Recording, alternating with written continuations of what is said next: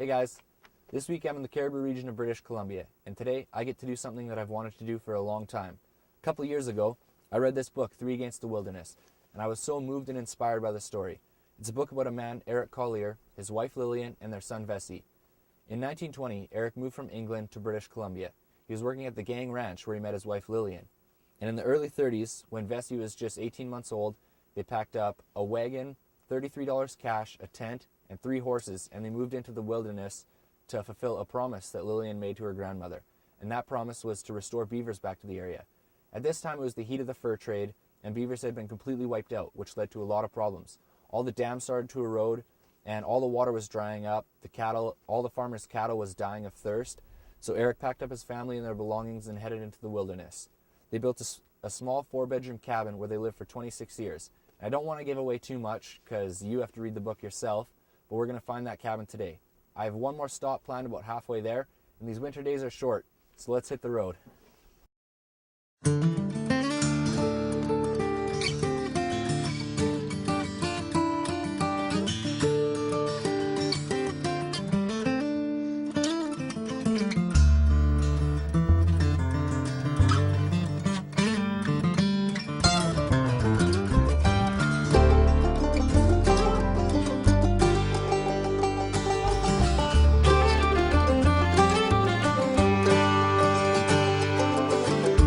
Everything that he owns is made of leather, iron, and wood. He's never seen or used a phone. There's no one. Well, it's a beautiful sunny day here in the Cariboo. We're about halfway to the homestead site from the book, and we took a little detour to a place called Farwell Canyon, and the whole Cariboo is scattered with history. You can find old Quigley holes, homestead sites, things like that. If you can see in behind me here, there's a homestead site. And I'm also told that here in Farwell Canyon, there's a trail that goes up in the hills, and you can find some Indian petroglyphs. So we're going to go check out the homestead site, and then we're going to see if we can find the petroglyphs.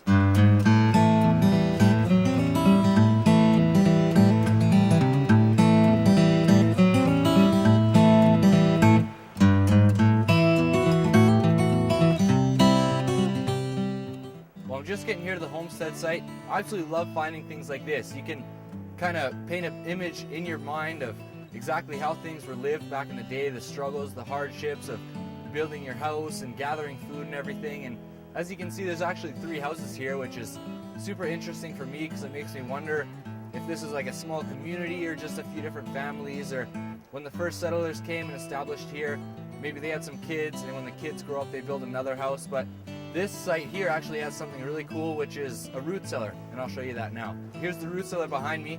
These things are so cool to find because you can see just how hard life was back in the day before they had refrigerators and the small things that we take for granted today. The amount of work it took to build something like this, the whole frame, and cover the entire thing with dirt and rocks, and you can definitely tell that back then things were built to last because it's still standing today. Let's take a look inside.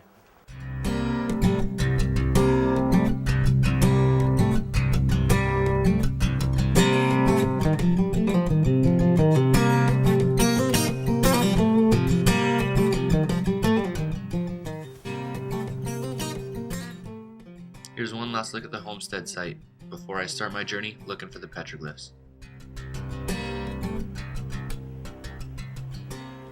Well, it took a little bit of driving around to find the beginning of the trail. I think this is it right here, but I'm not 100% sure. I was told that it starts just off the road, and this is really the only trail I can seem to find. There's only mountain goat tracks on it, but I'm going to take a walk up and see if I can find something.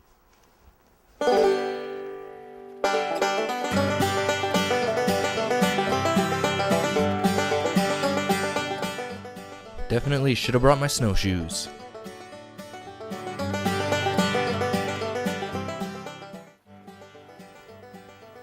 Well, my intuition was right. The petroglyphs are right here. You can actually make out what they are quite a bit better than I thought you would be able to. Let's take a look. Well, here we are at the petroglyphs. You probably can't make it out quite as good as I can, but right here you can see a bird. Up top here is possibly a mountain goat or a deer or something like that. And over here you can just barely see smudged out kind of what is a person and a bow and arrow. And it's so amazing that these petroglyphs have held up for so long. You know, Just like I said before, the Caribou is so full of history. In one stop here, we found evidence of 2 different settlers in 2 different eras before we were even here. And the fact that these have stood up for so long, well over 100 years, is absolutely incredible and a really good find. Well, that's about all there is to see here at Farwell Canyon. We found the homestead site, we found the petroglyphs. I filled my boots full of snow, so I'm ready to get in the truck, warm up, see if I can find the Collier cabin.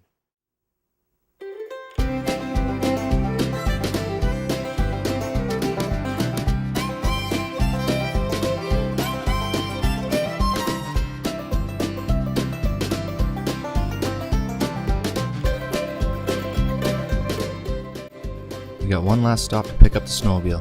Here's an old cabin and a cool old truck on the edge of the man's property. I'm on my last stretch of driving now, and the snow's coming down pretty hard. As soon as we started leaving Farwell Canyon, the sun went away and the snow started coming out, which is alright with me because I got my trusty old sled here. We got about 15 more kilometers on this road here, and then if my directions are right, we should have about 8 kilometers of a ride, and we'll fire up the old snowmobile and head into the cabins.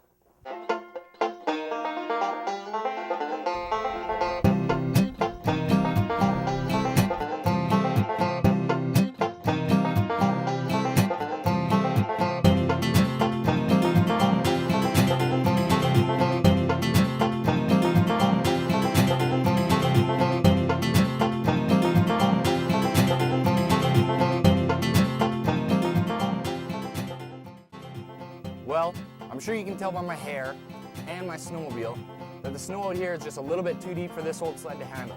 Somehow, I made it about 7 kilometers. It was tons of fun, tons of powder, really messy. I got stuck a few times, but hey, that's all in the name of the game. I've got about 1 more kilometer to go. There's a big hill right here. I doubt I'll make it back up, so I'm just gonna walk the rest of the way.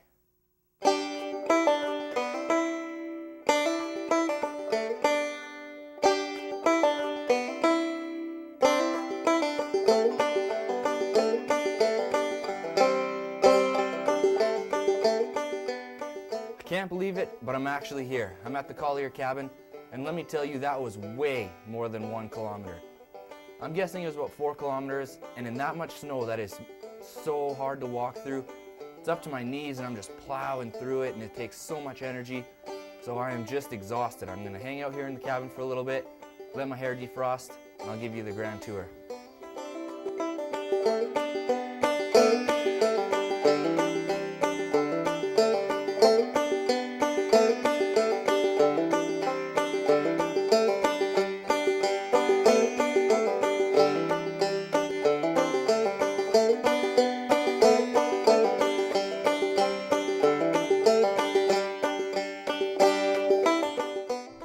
As I enter the cabin, the first room you see, I'm guessing, is the family room.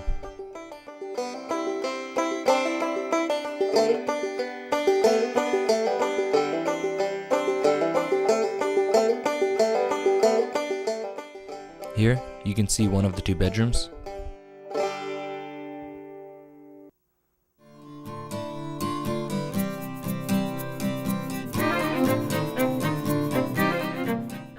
Here's the kitchen, which I was very surprised to find that at one point in time had running water. And on the back corner, the second of the 2 bedrooms.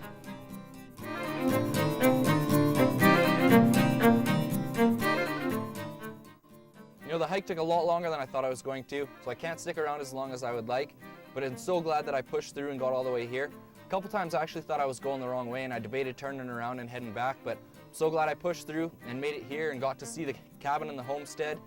And it's so incredible that this cabin is still standing today. You know, like I said before, the military came and put a new roof on it and a couple new windows in 1994, but the whole frame of the cabin is still original from when Eric Collier and his family built it.